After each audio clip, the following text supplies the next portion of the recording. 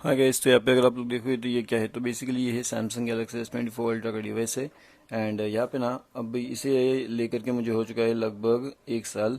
अब 1 साल के बाद में मैं आपको रिव्यू देने की यहाँ पे कोशिश कर रहा हूँ कि किस तरीके से ये डिवाइस चलता है। एंड आपको ये डिवाइस खरीदना चाहिए या फिर नहीं खरीदना चाहिए।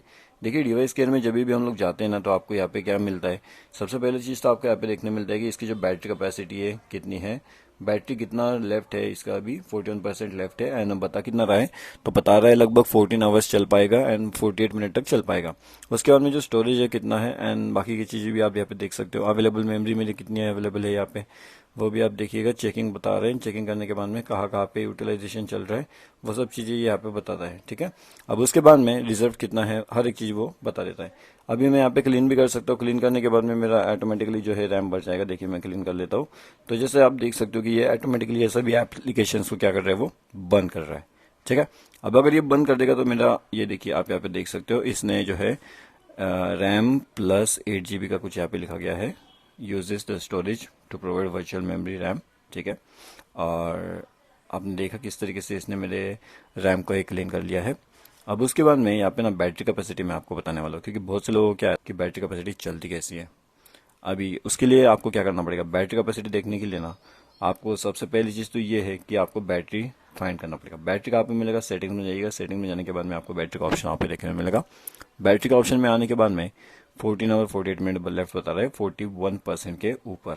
लेकिन लेकिन बैटरी सेविंग का ऑप्शन आपको यहाँ पे देखने मिलता है। अभी बैटरी सेविंग से मेरा मतलब क्या होता है, क्या होता है बैटरी सेविंग बताइएगा, किसी को पता है बैटरी सेविंग क्या होता है? तो battery saving basically, power saving basically क्या होता है ना, कि इसके अंदर आपको ये वाली जो चीज़ें हैं, मतलब कि always on display, limit CPU usage, decrease brightness, turn off 5G, तो ये सब चीज़ें बंद हो जाती है। अब ये बंद क्यों होती है, क्योंकि बेसिकली हमें उनका कुछ ज़रूरत नहीं होता यहाँ पे, तो वो डेफिनेटली यहाँ पे ऑफ हो जाती है। एंड ऑफ होने के बाद में फिर उसके अंदर बचता क्या है कि आपकी जो डिवाइस की चार्ज है वो थोड़ा इंक्रीज हो जाता है। जैसे कि 1 डे 12 आवर तक ये फिर डिवाइस चलने की कोशिश करेगा। तो ये बेसिकली कैसे होता है, अगर आप पावर सेविंग मोड एक्टिवेट करते हो तो ये सब चीज़ें आपके लिए इस्तेमाल या फिर यूजेबल वहाँ पे हो जाती है। अगर आप ये सब चीज़ें यहाँ पे एक्टिवेट नहीं करते तो आपके लिए ये सब चीज़ें काफ़ी नहीं होगी। ठीक है, अब उसके बाद में यहाँ पे चार्जिंग सेटिंग आती है कि स्लो चार्जिंग आपको चाहिए, फास्ट चार्जिंग आपको चाहिए, फास्ट वायरलेस चार्जिंग चाहिए, आपको किस तरीके से चार्जिंग चाहिए, तो वो भी ऑप्शन आपको यहाँ पे देखने मिलते हैं। उसके बाद में अगर हम लोग देखेंगे तो वायरलेस पावर शेयरिंग का ऑप्शन हमें यहाँ देखने मिलता है, जिसके अंदर वायर के बिना डिवाइस चार्ज हो सकता है।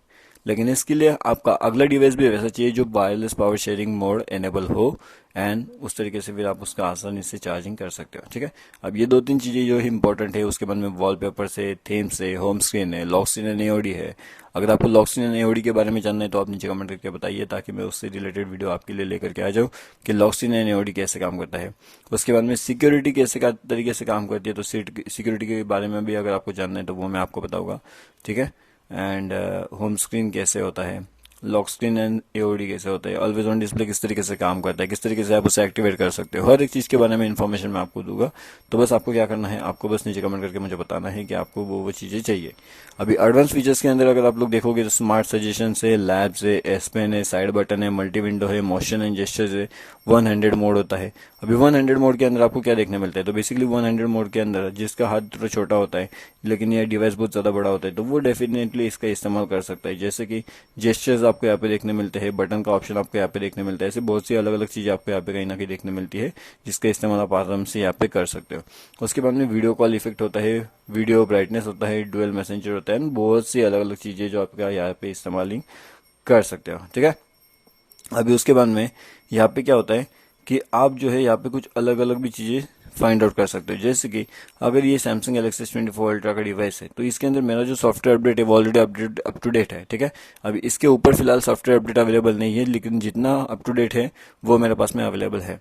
अब सेकंड इंपॉर्टेंट चीज़ क्या आ जाती है, तो इसके अंदर में ना कि इसकी जो कैमरा क्लैरिटी है वो कैसी है, तो कैमरा की जो क्लैरिटी है ना वो भी काफ़ी ज़्यादा बढ़िया है। मैं आपको यहाँ पे बताना चाहता हूँ कि कैमरा की क्लैरिटी कैसी है। तो अगर आप लोग देखोगे तो ये मैंने कैमरा ओपन कर लिया है। अभी कैमरा ओपन करने के बाद में यहाँ पे ना बहुत सी चीज़ें आ जाती है, जैसे कि ये सबसे पहली चीज़ तो ये बता रहे कि आपका लेंस क्लियर कर लीजिए ताकि आपका फोटो क्लियर आ जाएगा, कोई दिक्कत नहीं है। अगर आप लोग देखोगे ना तो मैं इसे बिना क्लिक करे भी फोटो क्लिक कर सकता हूँ। अब वो कैसे होता है, तो बेसिकली मेरे हाथ में ये डिवाइस है। अब इस डिवाइस के ऊपर आप ये देखोगे तो ये छोटा सा बटन है। अगर इस बटन को मैं प्रेस करूँगा ना, देखिएगा, तो इसने फोटो निकाल लिया है। तो मतलब इतना आसान हो जाता है। अगर मैं यहाँ पे वीडियो मोड के ऊपर जाता हूँ एंड उसके बाद में अगर मैं यहाँ पे थोड़ा सा दूर जा करके बस इसे प्रेस कर देता हूँ, ठीक है, देखिएगा आप। तो जैसे मैंने इसे प्रेस किया ना, इसने क्या किया, इसने वीडियो रिकॉर्डिंग ऑन कर लिया है।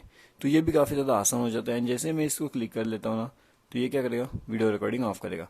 उसके बाद में यहाँ पे बहुत से जेस्चर्स होते हैं। जेस्चर्स अगर आप एक्टिवेट करोगे ना, तो जैसे आप ऐसे ऐसे ऐसे ऐसे करोगे ना, तो फिर आपका जो है क्या होगा, देखिए ये फ्रंट स्क्रीन अभी यहाँ पे ओपन हो चुका है। बस मुझे कि मैंने किया क्या, तो बेसिकली मैंने यहाँ पे प्रेस किया एंड इसे मूव कर लिया। अब जैसे कि अगर मुझे यहाँ पे वापस इसे चेंज करना है तो मैं क्या करूँगा, मैंने यहाँ पे बस देखते हैं, देखिए ये जेस्चर्स जो है मैंने यहाँ पे क्लिक किया है। अब मैं इस तरीके से करके देखता हूँ, यहाँ पे क्या आता है, यहाँ पे फोटोग्राफ क्लिक होता है। एंड अगर अभी मुझे इसे वापस चेंज करना है, मुझे अगर इस मोड पे जाना है, तो यहाँ पे देखिएगा कुछ स्क्वायर जैसा बन के आया था अभी, ठीक है, देख सकते हो आप। यहाँ पे देखिएगा मैंने इसे क्लिक करके रखा है। तो ये बेसिकली क्या कर देता है, तो बेसिकली इसके अंदर अभी बर्स्ट फोटोग्राफी किया है, मतलब कंटिन्यूसली फोटोग्राफ्स आते ही रहते हैं इसके अंदर। अब ये चीज़ क्या आपको फोटो एंड वीडियो के लिए चलती है या फिर ये पोर्ट्रेट मोड के लिए नहीं चलेगी, चलिए वो भी मैं आपको बताता हूँ। तो ये 1x पे हम आने की कोशिश करते हैं, यहाँ पे फोकस करने की कोशिश करते हैं एंड अभी मैं इसे क्लिक कर देता हूँ, ठीक है, क्लिक हो चुका है। तो मतलब ये जो है ये फ्रंट कैमरा, बैक कैमरा, हर एक चीज़ के ऊपर काम कर जाता है। लेकिन सही जगह पे अगर आप इसे समझ पाओगे तो आप इसका इस्तेमाल कर पाओगे। अब ये हर कोई चीज़ तो नहीं समझ पाता, जो समझते हैं वो डेफिनेटली इसका इस्तेमाल कर लेते हैं। उसके बाद में यहाँ पे जो है वीडियो मोड के अंदर अगर आप लोग जाओगे तो आपको यहाँ पे बहुत सी चीज़ देखने मिलेगी। जैसे आप FHD में जाओगे तो आपको 8K, UHD, FHD, HD, 8K मतलब 8K रिजोल्यूशन के अंदर आप 30 FPS तक रिकॉर्डिंग कर सकते हो, उस तरीके से वो होता है। उसके बाद में आपको रिजोल्यूशन का आपको यहाँ पे ऑप्शन मिलता है, फुल, 1:1, 60:9, ऐसे अलग अलग ऑप्शन आपको यहाँ पे कहीं ना कहीं देखने मिलते हैं।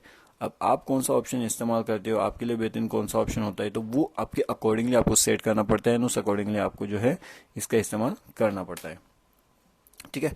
अभी ओवरऑल ये जो डिवाइस है ना, इसको मैंने ऑलरेडी एक कवर लगा करके रखा हुआ है जिसे बोलते हैं रिंके का कवर। अब ये कवर, इसकी खास बात यह है ना कि ये येलो नहीं होते।